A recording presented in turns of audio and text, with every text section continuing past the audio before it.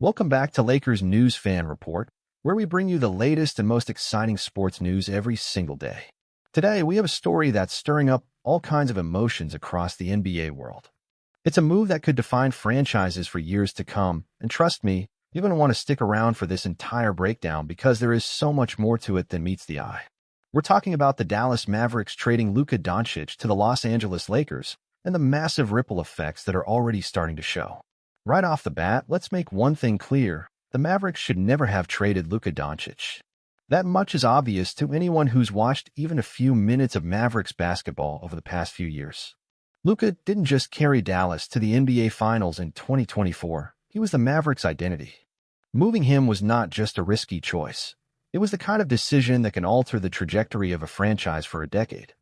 And yet, here we are. But what really turns this from a bad move to a potentially catastrophic one is the fact that the Mavericks sent him to the Lakers of all teams. Now, why would that be such a big deal? For starters, the Lakers are arguably the most dangerous franchise in NBA history when they smell even the faintest whiff of opportunity. They're not just a team. They're a market powerhouse, a free agent magnet, and a brand that practically builds itself. By sending Doncic there, the Mavericks didn't just give up on their future. They may have reignited a dynasty. And here's the kicker, the Lakers didn't even have the best trade package available. Reports suggest there were at least 5 other teams ready to offer more substantial returns, and who knows how many others would have jumped into the bidding if they thought Doncic was truly on the table. Could this mean that the Mavericks miscalculated the entire market? Is it possible that internal pressure, fear, or even personal relationships played a role in choosing the Lakers over other suitors? Fans are wondering if this could be the beginning of years of what-if conversations in Dallas. Some insiders believe that the Mavericks front office, led by GM Nico Harrison, simply got too caught up in the idea of a quick fix rather than playing the long game. And it only gets worse when you look at what the Mavericks actually got back. They didn't strip the Lakers bare like they should have. Rob Pelinka somehow held on to key pieces, meaning Los Angeles is not only good now, but set up to get even better. Harrison should have demanded every pick, every young asset, every valuable role player, everything short of LeBron James himself. But instead, he accepted a deal centered around Anthony Davis and a handful of pieces that, while promising, don't come close to Luka's generational talent. Here's where it gets even more painful for Mavericks fans. Since the trade, a fourth possible regret has started to emerge. A regret that might not be as obvious as the first 3, but could end up haunting the Mavericks just as much.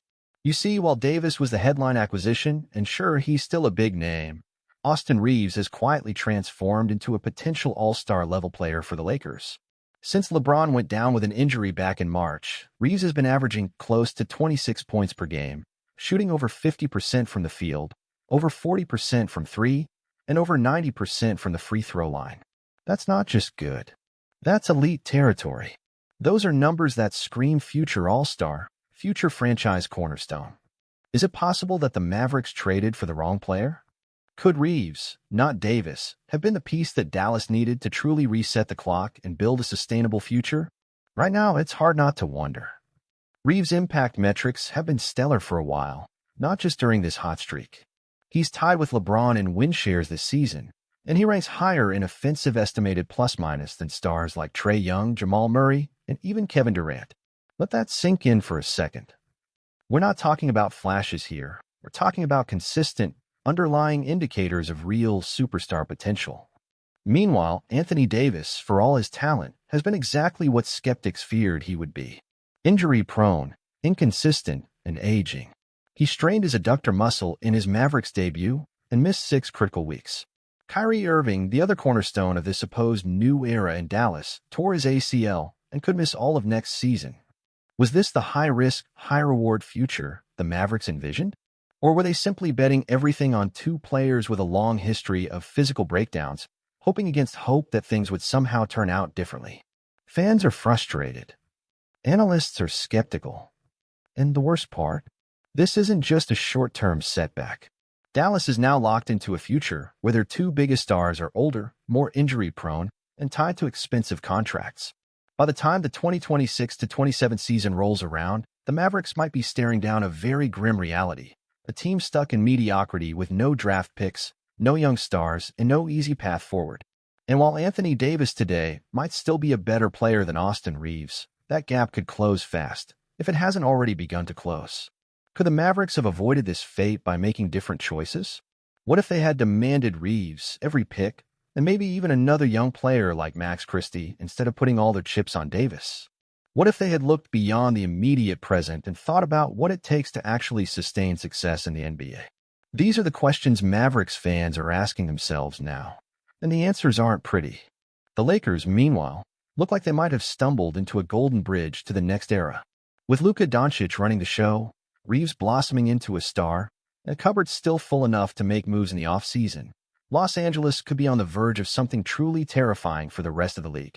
Could we be seeing the foundation of another Lakers dynasty being laid right before our eyes? Some insiders are already whispering that the Lakers, with a few strategic additions this summer, could be the team to beat not just next year but for years to come. Meanwhile, for the Mavericks, the reality check is just beginning. There's growing concern internally that the fan base may start tuning out if this new era doesn't get off to a hot start next season. Ticket renewals have reportedly slowed, and merchandise sales for the new-look roster haven't exactly taken off either. It's early, sure, but a market like Dallas where competition for sports attention is fierce, every little detail matters, and the early signs aren't great. To make matters worse, the Western Conference is only getting stronger. Teams like the Thunder, the Timberwolves, and the Pelicans are young, hungry, and stacked with talent.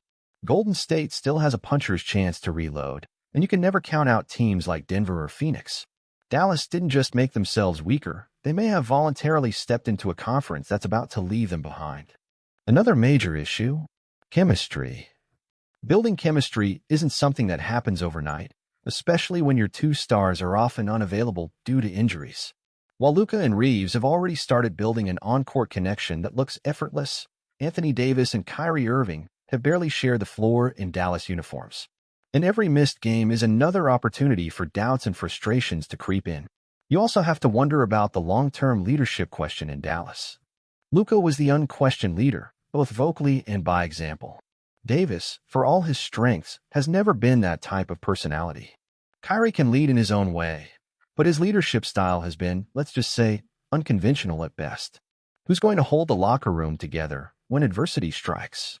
That's a massive unanswered question for the Mavericks moving forward. Then there's the draft situation.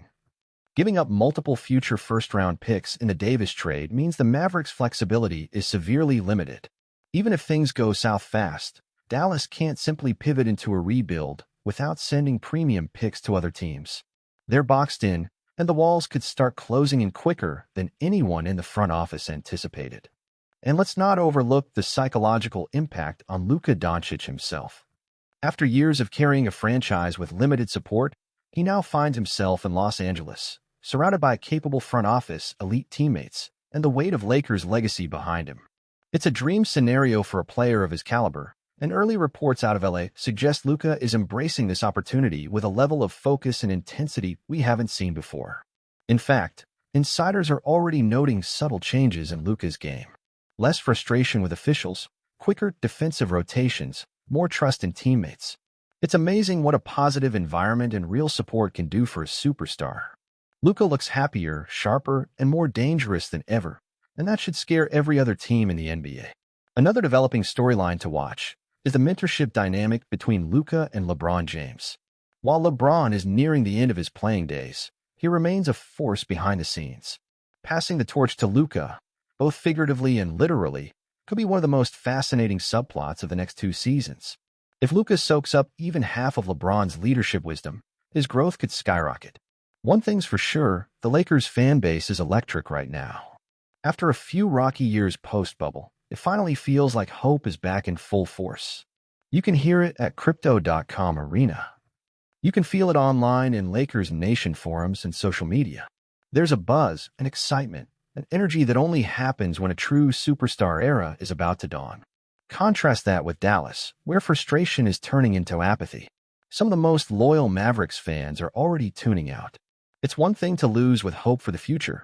It's another thing entirely to lose while feeling like the future was mortgaged away in desperation. Mark Cuban and Nico Harrison have a lot of work to do to win the trust of the fan base back.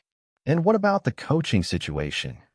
Jason Kidd remains the head coach in Dallas for now, But whispers are growing louder that if things don't start off strong next season, his seat could get very, very hot.